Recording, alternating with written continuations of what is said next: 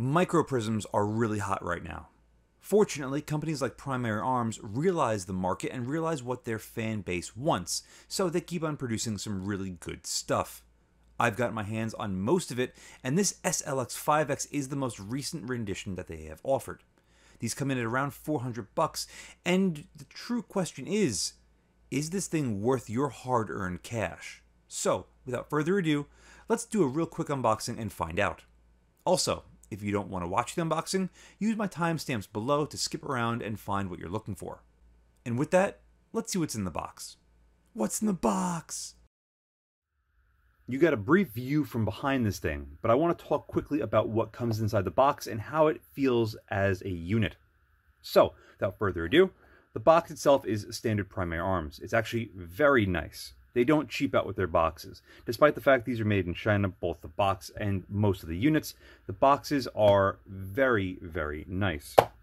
Cracking the box open inside, you can see we have our Reticle Overview booklet, which is very, very important for anyone that has this, because why the hell wouldn't you want to master everything that you have that you're going to actually be running, correct? So, there is, right there, your BDC for one cartridge, your holds for the wind, extra holds for more wind, etc., etc. As far as the scope manual itself, it's a prism, so it's pretty friggin' simple. We have a bunch of different mounts and screws, which we're going to pull out real soon. But there are a lot of different configurations that you could run on this thing. I think the maximum height is 2" 75 thousandths, or the minimum height of 1.1 inch, which is pretty low and pretty high. Cleaning cloth, Vibratite. I love that Primary Arms includes this with every single one of their scopes, especially for the price. This is a roughly $400 optic. We got the optic itself. We got all of our different bases, our extensions, our offsets. We got all the different screws over here. We got our tool to adjust this on the fly whenever you want, and the little baggie that comes inside of it. That is basically the extent of it. You'll also note that it comes with a bikini cap, which, guess what, is great. These are awesome. If you're not using your scope or your gun, you throw this on there, you don't have to worry about dirt and debris getting caught inside. This is how it's going to come to you out of the box. We have a slight offset. I'm not too sure on the height. We can look through the booklet and find out for sure, but it really doesn't faze me right now. The base on these things is pretty simple. It's got 2 cross bolts and 1 lock for pick rail slot right there in the middle. Clearly, this is made in China. If you do not like this mount, if you do not like the adapter plates that you have for it, this should take standard mini ACOG mounts. You could buy those from multiple different manufacturers. You can get it with QD mounts, you can get it with different heights, different offsets. So Primary Arms is really smart to use a common footprint that you could buy a plethora of different mounting solutions for your setup. As far as the optic itself, it's got that same good, like, slightly rubberized textured coating to it. It's really slick. It's got a really good look to it. And it feels really solid in hand. I also really like how all their microprisms look almost organic with their lines. It's a far cry from their Gen 1 and Gen 2 days. Starting at the back, we have a fast focus eyepiece, which, just like we saw at the 1X, has very, very fine threads.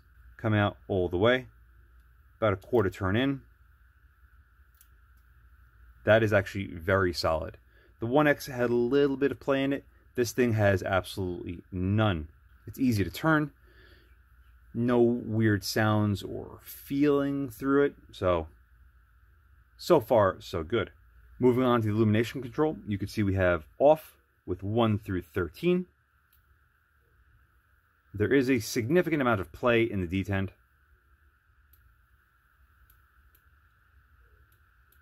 But a really good sounding and feeling click once we change that. But there is a lot of play in there. As far as opening up the battery compartment, we're going to be able to take a standard quarter, get in there, and remove it quite easily. And the reason for that is this slot is actually a little bit deeper. Actually, I got it right here. If I can get these bolts in focus, that'd be great. You can see that slot's a little bit larger than what came on the SLX Micro 1X. So, there you go. Primary Arms actually listened to me and made that hole a little bit easier to get a quarter in there or another coin, and you don't have to worry about doing what I did with the 1X, which is strip it because it's too shallow and it wasn't wide enough. As you can see, I like their 1X MicroPrism so much, it's found a permanent home on my PCC, which, guess what, I never plan on removing. Removing the cap reveals a standard 2032 battery. 1, 2, 3, 4, 5, 6 fingers holding the battery in place. You can see they do a really good job of keeping the battery where it's supposed to be. There we go. We have a nice little spring down at the bottom, which is going to ensure good contact with the negative terminal on the battery. And we have the 6 large fingers that keep this battery nice and tight. Moving on to our turrets. Again, you can come in here with a quarter.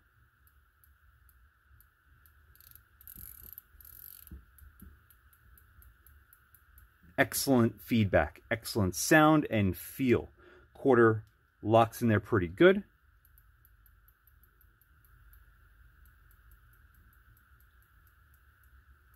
Wonderful. And if you're wondering, each click is a quarter MOA. Perfect. As far as the weight is concerned, 9.3 ounces is not terrible, especially if you were to factor in, I don't know, you wanted to run something like this, which is well over that weight. And let me pull this out, something like that.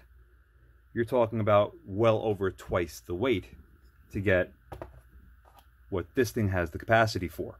Don't forget, if you change the mount on this or lower, you'd have that weight down right at around 9 ounces, I'd imagine. So ultimately, it is pretty light.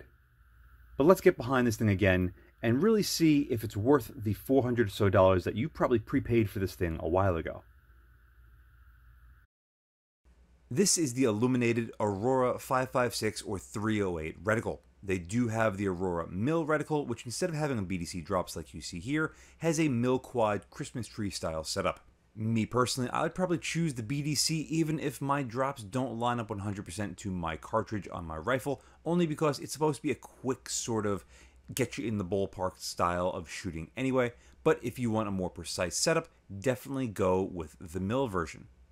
Initial impressions on this thing is already pretty high. We actually don't see that much of the scope body, which is something I'm always a big fan of. And the reticle here on full illumination in a darkened room doesn't get overblown and look all nasty. It always remains sharp and clear, which is always nice to see. Even with the lights on, the illumination gets to the point where you can't really see it, just going to prove that this thing does get quite bright.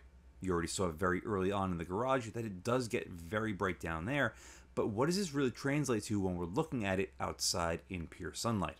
Well, you're going to have to find out just after we do a quick tracking test. But first we must check the Shake Awake, which, like so many other Primary Arms products before this one, works extremely well. Primary Arms Aurora ACSS 556 Classic 5X MicroPrism. I have this reticle zeroed in as good as I can on our windage and on our elevation. And my height's actually to the bottom part of my light, so this way it's a little bit easier to see. I just want to run this thing side to side and see how it looks. So we're going to start with the windage. I'm going to go to the right, indicated. Oh wait, I should, before I start, grab my mount. See, it's got a little bit of movement, but it returns back to 0. That's important because people say, oh, it moves. Hardly the case. So, to the right, 1 full turn, turn and a half. Looks pretty decent. Let's go back. And just about 1.5 full turns. Looks pretty good to me. We'll continue on the windage. 1 full turn here, go back. That looks pretty good. Let's see what the elevation looks like. We're going to go up first, rather down. These are labeled backwards. Pretty good. All we're trying to do is quarter slide now, but it is what it is. Let's see how it was up. Pretty good. And it goes back to where we started. I'm going to check for a little bit of slop now. I'm going to go to the indicated right a couple clicks. 1, 2, 3, 4, 5. I'm going to go back to the left. 1, 2, 3, 4, 5. Looks good. 5 to the left. 1, 2, 3, 4, 5. 5 to the right. 1, 2, 3, 4, 5. Might be 1 or 2 clicks, a bit of slop. Not terrible. We're going to do the exact same thing with our elevation. We're going to go indicate it up first. 2, 3, 4, 5. And 1, 2, 3, 4, 5. 1, 2, 3, 4, 5. And 1, 2, 3, 4, 5. Looks to be pretty good. The thing tracks more than good enough, to be brutally honest, and it resets fine, and there's very little backlash. I recently have gotten my hands on some other prisms that have not done so well. And I mean, really not done so well. We'll see how the company wants to handle that, but as of right now, just know that this thing performs way better than some scopes that are at least twice this thing's price. As far as our image quality here at 400 yards on a fairly overcast day, I would say it is very, very nice. Again, we have a beautiful enough looking image, and we have good color representation and decent contrast. Illumination on full is daytime bright-ish. I don't think it really needs to get much brighter than this, given the fact this is a higher powered optic to begin with. I would really like to see true daytime bright illumination on 1x, maybe 1.5 to 2x, but on a 5x like this, you need such a good solid cheek weld behind it anyway to really use it and look through it, that if it's not super daytime bright like an aim point like the Acro P2, I don't think it really makes that much of a difference. However, if you are looking for more illumination, this probably isn't going to be the scope for you. Another nice thing about prisms is technically they are second focal plane. So if you do start getting behind this thing in an awkward position or coming up on the gun from a low ready, let's say, you have the privilege of seeing the illumination off into the shadows. And at that point, the illumination is more than bright enough to pick up when you're there because you're looking on black. So any illumination is going to be better than nothing. As far as our ability to get behind this thing, how much leeway do we have as far as the eye relief? Well, if we go from perfect 0 from where I can get it to 1 pick slot closer to the eye, you can see we can still look through it, but the image starts getting really dark into the corners. This is to be expected of any sort of magnified optic. But we still have a full pick slot from perfect to closer to our eye. This is back where we originally started, and again, we have a beautiful image. If we push it 1 pick slot farther forward, we still have a quite good looking image. It just gets a little bit of tunneling in the corners, but again, still practical. Another pick slot farther forward, so 2 in total, we could still use it. It's still perfectly fine to look through. It's just going to be a much more narrow sort of exit pupil, so you really got to have a perfect cheek weld when you're behind it. Moving it back 1 farther, again, we have the same result, and back to where we started in the beginning, we have a beautiful looking image with, again, fairly minimal scope body. Primary Arms does a really good job with getting the view through the optic and the scope body ratio really, really nice. Could it be better? Yeah, but it could be significantly worse. And to try to make the Eyebox live for you a little bit more, here I am freeballing it behind, well, yeah, I'm freeballing it behind the camera, don't you worry guys. But just to give you a sense of what it might actually look like when you're creeping up on it from an awkward position. Honestly, I think this is a very good performance given the fact that this is a 5x. Sometimes on 3x's, you don't get as good as this. It's more or less on par with what you'd get from a really good second focal plane LPVO at about the same magnification. So, being in a small lightweight package like this, it's quite impressive. When a company makes a microscope or a mini or something along those lines, the only other word that comes to my mind is compromise. But so far, this thing, for being small and lightweight, has a good-looking image and a pretty forgiving eye box. Guess what? It also has pretty damn good light transmission. From going with no optic to now with the optic in front, we still see almost the entire light spectrum coming in through this thing. That 400-yard brick building, clearly the sun has gone over the horizon.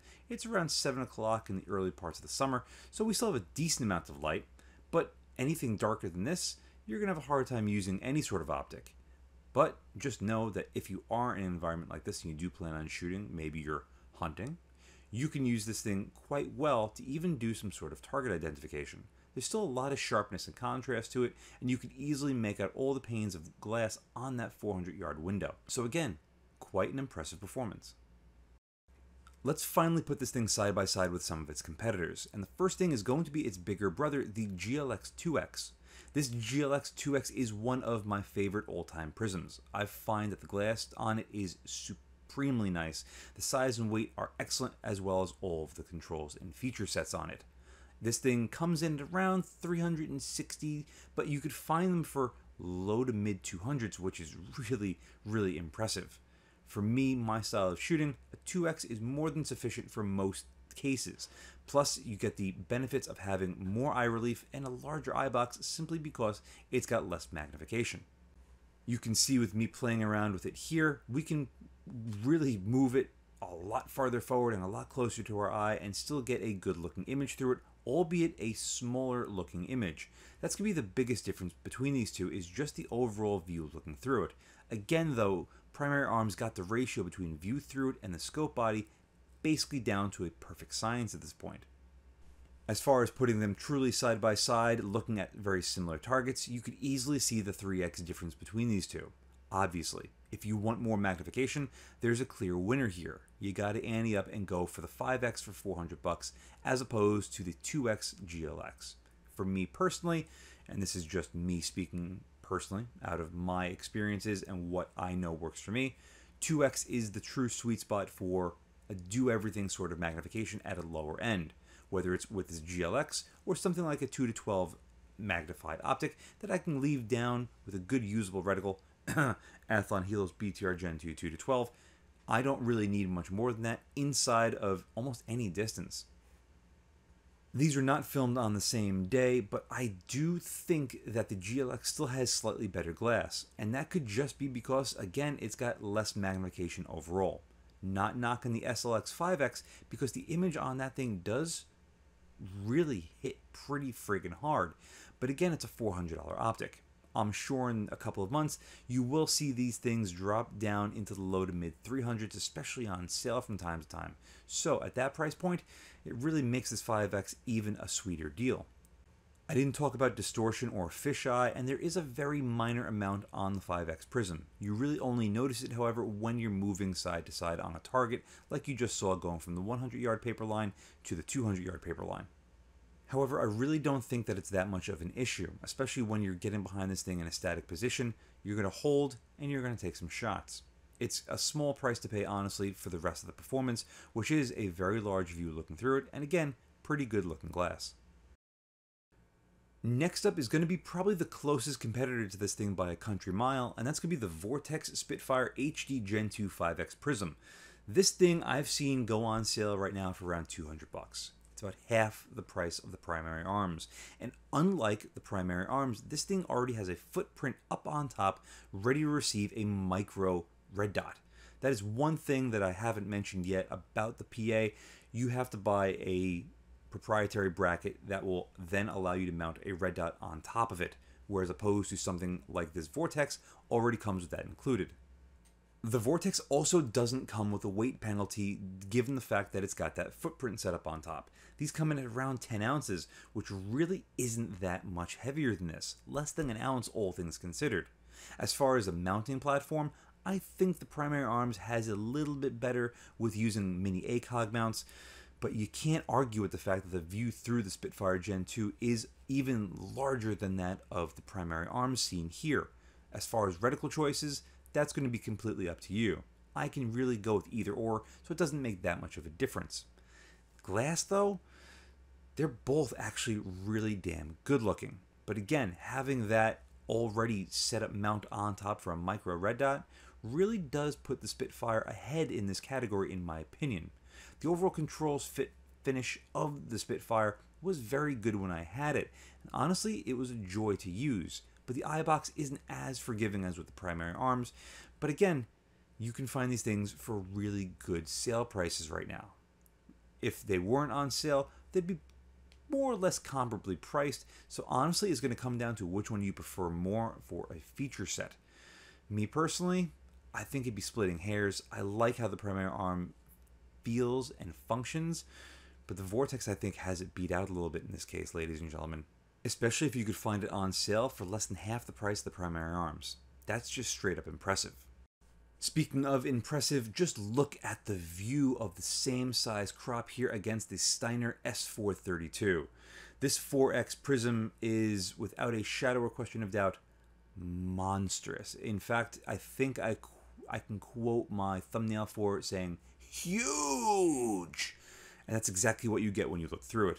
Unfortunately, you also get a huge price tag of like 1,200 bucks. Of course, these are discontinued, so good luck finding one new. You can find them used periodically.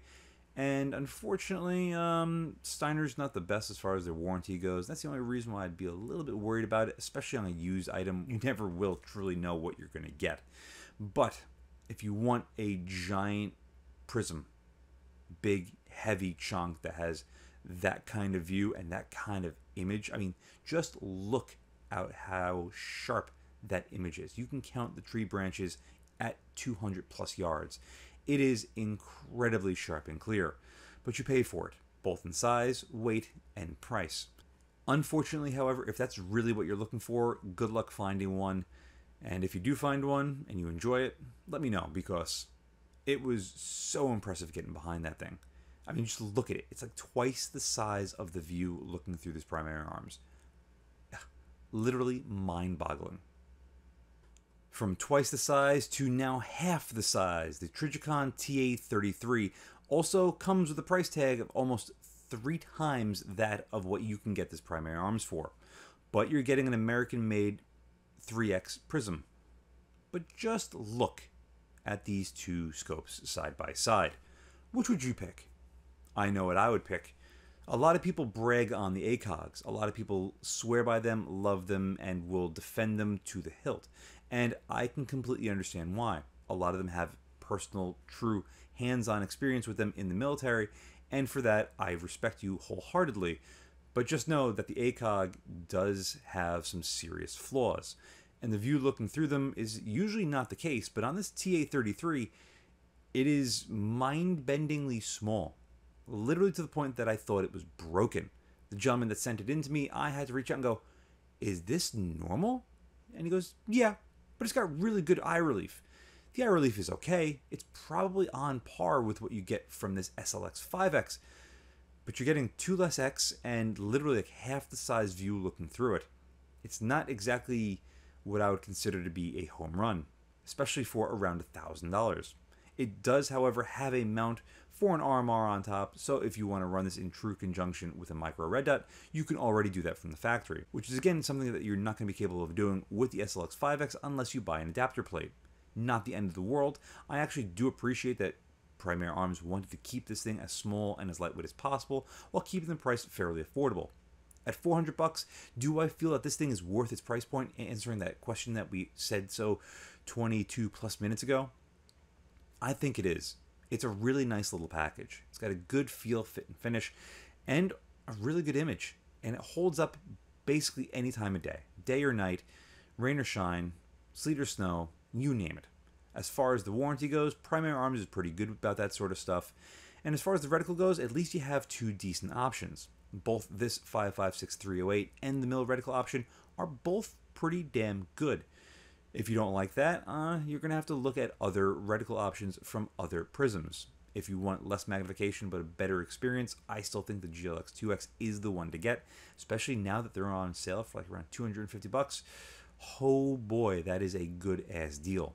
As far as this prism goes though, I think it's got my seal of approval, and guess what? I know that you wouldn't care about it either which way, whether I agreed with liking it or not. You're going to like it or you're going to hate it, and you're going to buy it or you're going to not.